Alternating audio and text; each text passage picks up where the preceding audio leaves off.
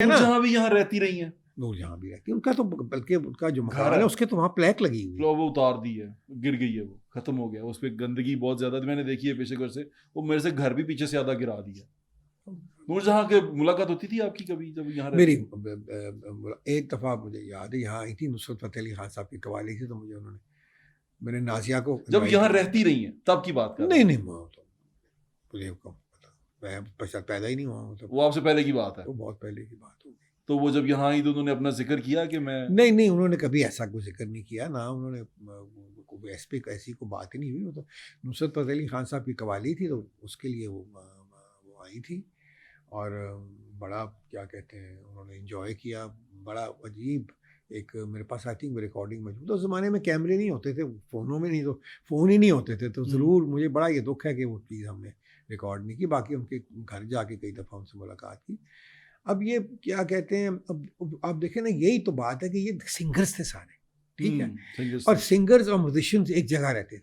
अब उनको इक्वेट करना कि भी ये भी सारे जो थे, ये भी मतलब कि वो काम करते थे, तो ये बात तो गलत है, इस तरह तो नहीं होता था। जो ट्रेंड जो आर्टिस्ट होता है उसकी अपनी पर्सनल लाइफ जो मर्जी हो, ठीक है, दैट्स ए डिफरेंट थिंग। लेकिन ये नहीं था, मेरा मतलब है कि भी कुछ जिस तरह आम प्रोस्टिट्यूशन होती, भी जाओ और पैसे दो और जाके मारो। आपको बुरा लगा जब ये हीरा मंडी को बंद कर दिया गया, सब उठा दिया? अच्छा, मुझे इतनी, क्योंकि मैं ये समझता था कि यहाँ से अगर बंद हुई तो ये सारे शहर में फैलेगी, और सारे शहर में एक बड़े बुरे तरीके से फैलेगी, एक बहुत बुरे तरीके से फैलेगी। ये उसका जो फिर नक्शा होगा वो बड़ा हौलनाक ही होगा, और है। अब आप देख लें, आप अपना सोशल मीडिया उठा के देख लें, अब तो अब डिजिटल ब्रॉथल हाउस, वो चकले बने हुए हैं, डिजिटल डांसर्स हैं, वो अपने अपने उन्होंने पेज पे बनाए हुए हैं, और वो चीजें चल रही हैं, और हर बच्चा देख रहा है, किसी के से भी दूर नहीं है वो। पहले तो हमें यहाँ हीरा मंडी में बाजार में आते हुए वो पहले होता था, कोई डाका पड़ता था ना शहर में, शाम को डाकू यहाँ पकड़ा जाता था, शाम को हीरा मंडी में वो उधर ही पकड़ा जाता, तो पैसे लगाने कहीं थे। अब तो जगह जगह चकले खुल गए हैं। मैंने कहा है कि डिफेंस में देख लें, गुलबर्ग में देख लें, मॉडल टाउन में शायद इतना नहीं है, लेकिन गार्डन टाउन में, और ये आपका जो क्या है ये गार्डन फैसल टाउन, मुस्लिम टाउन, जौहर टाउन, नहीं जौहर टाउन के अलावा ये जो नहर इकबाल टाउन बहुत अच्छा। इनमें से ऐसे भी था कि बहुत जो सारी जो लड़कियां थी, जो जिनका बहुत अच्छा काम जिनका चलता था, वो फिर रहती नहीं थी, वो उनके घर जो थे वो बाहर ही थे, और वो आती थी यहाँ शाम को, और वो कहती थी हम ऑफिस जा रहे हैं, उनके लिए ये ऑफिस था। वो 2-3 घंटे की उस वक्त इजाज़त हुई थी इनको भी, 11 से 1 बजे तक, 1 बजे फिर बंद हो जाता था। I think that was right, सारी रात खुला रहना भी कोई अच्छी को बात नहीं थी, तो वो ठीक तरीका था।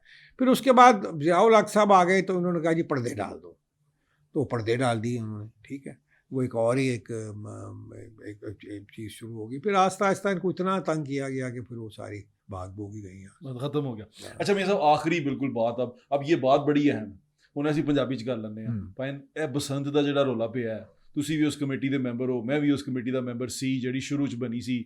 ਅਸੀਂ ਕਿਹਾ ਬਸੰਤ ਬਣੇਗੀ, ਸਾਰਾ ਕੁਝ ਹੋਏਗਾ, ਚੀਜ਼ਾਂ ਜਿਹੜੀਆਂ ਨੇ ਠੀਕ ਹੋਣਗੀਆਂ, ਲੇਕਿਨ ਬਸੰਤ ਅਸੀਂ ਮਨਾਉਣ ਦੇ ਕਾਬਲ ਨਹੀਂ ਰਹੇ ਮੈਨੂੰ ਲੱਗਦਾ, ਕਿਉਂਕਿ ਪਿੱਛੇ 2 ਬੱਚੇ ਫੇਰ ਦੁਬਾਰਾ ਉਹਨਾਂ ਦੀ ਗਰਦਨਾਂ ਤੇ ਡੋਰਾਂ ਫਿਰ ਗਈਆਂ। ਇਹ ਕੀ ਕਰਾਂਗੇ ਅਸੀਂ, ਕੁਝ ਬਣਾ ਲਾਂਗੇ? ਕੋਈ ਜ਼ਰੂਰਤ ਕੀ ਕਰਨ ਦੀ ਜ਼रूरत, ਜਿੱਥੇ ਇੰਨਾ ਕੁਝ ਬੰਦ ਹੋ ਗਿਆ ਉਹਨੂੰ ਵੀ ਬੰਦ ਰਹਿਣ ਦਿਓ। जो बाकिरदार कौमें होती हैं वो खुद रिस्पॉन्सिबल होती हैं, ठीक है। आप जैसे मैं आपको जिक्र कर रहा हूँ, जापान चले जाएं, आप किसी को कोशिश करें कि टैक्सी वाले को टिप देना या किसी वेटर को टिप देना, वो अपनी इंसल्ट महसूस करते हैं, ठीक है। अगर आप एक समझदार बाकिर, क्योंकि हमारे जो भी हुक्मरान आए, उन्होंने कभी अपनी अवाम की तरफ उन्होंने तवज्जो ही नहीं दी, ना अपनी नौजवान नस्ल का तो कसूर ही कोई नहीं, उनका तो हाथ पकड़ने वाला ही कोई नहीं था। उनको कौन सिखाता, ना उनमें अदब है, ना अदाब है उनके अंदर कोई, ना वो पढ़ते हैं। उनको सिर्फ एक ही चीज़ चाहिए कि जी शादी कब होगी, जॉब कैसी मिलेगी, बस वो आप कोटे लगा लगा के तो एक जनरेशन आपने तैयार कर दी, ठीक। अच्छा, वो अब उसका तो ये किधर हम जाएंगे अगर हमारे ये तो तरीका तो ये होता है। आप देखें बाहर की कौमों को जाके देखिए, वहाँ को एक चीज़ जो पब्लिक चीज़ इंटरेस्ट के खिलाफ होती है, लोग खुद ही नहीं करते। ये चीज़ हम अपने अंदर डेवलप नहीं कर सके। मेरे ख्याल बाकी कौमें जो हैं, अगर आप देख लें, मे बी आप बांग्लादेश चले जाएं, वो भी इस लिहाज से हमसे बेहतर है, हिंदुस्तान भी हमसे बहुत बेहतर है। हमारे बच्चे किताबें पढ़ते ही नहीं हैं। अब यहाँ किताबों की दुकानें धड़ाधड़ बंद हो गई। फिरोजांस को देखे क्या हाल हुआ, वहाँ जो जूतों की दुकान, वहाँ भी जूतों की दुकान खुल गई। तो मैं तो हिंदुस्तान में बसंत कैसे अब हम मनाएंगे, क्या करेंगे अब? क्या ये कौन, मुझे लगता है मियां नवाज शरीफ साहब का आइडिया है कि वो चाहते हैं कि बसंत मनाई जाए, कहा यही जा रहा है, क्योंकि उनके जो पीएसओ हैं वकार अहमद साहब, वही इसको इनिशिएट कर रहे थे, इसको उन्होंने बातचीत शुरू की थी। तो क्या नजर आ रहा है आपको? नहीं, मुझे नहीं पता, अभी गवर्नमेंट की अपनी मर्जी है। बाकी तो मैंने इमरान को भी कहा था कि बसंत करो, तो उसने कहा था कि उसने कहा अच्छा चलो फिर ऐसे करते हैं कि तुम रिस्पॉन्सिबिलिटी ले लो। अगर कोई हादसा हुआ, मैंने कहा यार मैं किस तरह ले सकता हूँ। सो कोई भी इस चीज़ की आई सपोज जरूरत नहीं कर सकता, क्योंकि इतना इसके खिलाफ पहले तो जो उलमा हजरात है उन्होंने कहा जी ये हिंदुओं का है, फलाना है, ढमकाना है।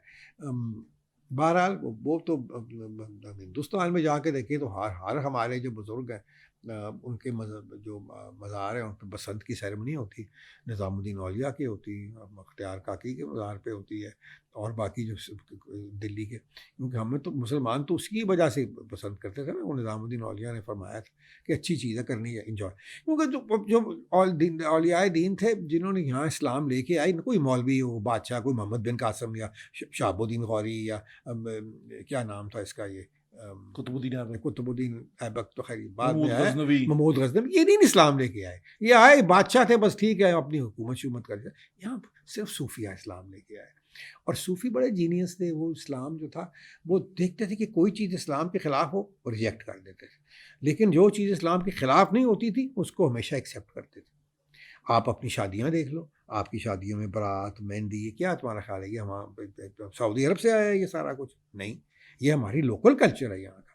तो उस चीज़ के वो कभी खिलाफ। अब मुझे बताओ कि मेहंदी या बारात या कोई और जो कुछ चीज़, इस सब की रस्में हैं, ये कोई इस्लाम के ख़िलाफ़ है? सो लोकल जो कल्चर, जहाँ इस्लाम भी गया, जहाँ भी सूफिया इस्लाम लेके गया, उन्होंने लोकल कल्चर को एक्सेप्ट किया। हम कल्चर और मजहब में आप तुर्की में जाके देख लें, आप बांग्लादेश में जाके, बांग्लादेश में क्या कहते हैं, वहाँ अभी तक अब जो अच्छे घर की लड़कियाँ उनको म्यूज़िक और डांस की ट्रेनिंग दी जाती है। बल्कि एक वक्त था कि अगर आप लड़की को, उसकी शादी नहीं थी हो सकती अगर उसको गाना और उसको क्या कहते हैं डांस करना ना आता हो। ये तो मुसलमान थे सारे वहाँ। तो ये चीज़ें जो है, ये बड़ी एक सोच विचार के साथ हमें ये देखना चाहिए कि हम हर चीज़ को कह देते हैं कि जी ये गैर इस्लामी है, ये भी गैर इस्लामी, हालांकि कोई ताल्लुक नहीं, इसमें कोई सच्चाई नहीं है। तो ये सारा ये होता रहा। फिर अब उसमें काफ़ी हिम्मत के साथ कोशिश करके मैंने बहुत सारे उलमा को भी इस पर कन्विंस किया कि नहीं आप इसको देखें, नहीं इट्स मेरा मतलब है कि अब इसकी अच्छी चीज़ें भी हैं। अब हम गलियों मोहल्लों में, यहाँ हमारे बच्चे जो हैं, यहाँ ड्रग्स बिक रही होती हैं, वो माँ खुश रहती, छत पे सारा दिन चढ़े बच्चे गुड़ियाँ उड़ा रहे हैं, ठीक है, कोई इशू नहीं था उनका, बाहर ना जाते हैं ना इस चीज़ को फेस करते हैं। और दूसरी बात यह है कि इट्स ये भी है कि ये एक ऐसा एक चीज़ है कि जो लोग अपने घरों में मनाते हैं, और घर के अंदर ही क्या हम करते हैं, कोई खाने बनाते हैं, खुश होते हैं, म्यूजिक सुनते हैं। वही वाली तो बात वो आ जाएगी, उलमा हमारे वैसे एग्री कर गए थे, बिल्कुल सारे कर गए थे। मैं कहता बात वहीं पे आ जाएगी जो इमरान खान साहब ने कही थी कि आप रिस्पॉन्सिबिलिटी ले लें। अभी रिस्पॉन्सिबिलिटी तो कोई नहीं, बात, मेरा मतलब है उसमें कोई पॉसिबल तो नहीं था ना कि मैं कहूँ अच्छा भी मैं रिस्पॉन्सिबिलिटी, कोई भी नहीं ले सकता, कोई भी नहीं ले सकता। तो बात यह है कि इसको मैंने हमेशा ये कहा था कि अगर आपने बसंत करनी है तो मोटरसाइकिल पे लगा दें बैन। 2 दिन की बसंत पे तो मैं बिल्कुल खिलाफ हूँ। 2 दिन की बसंत नहीं होनी चाहिए। अगर हुए बसंत तो 1 दिन की बसंत हो, सैटरडे की रात को हो, शाम तक चले, ठीक है। बल्कि कोशिश करें कि रात की बसंत को ख़त्म करें, क्योंकि बसंत का फेस्टिवल है ही दिन का। ये हमेशा दिन का फेस्टिवल होता था, रात को तो कुछ भी नहीं होता था। रात को ये होता था कि आप उड़ाते थे, कंदीलें उड़ाते थे रंग बिरंगी, और वो बस इसके पता होता था कि अभी कल, ये मैसेज होता था सारे शहर को कि कल सुबह बसंत।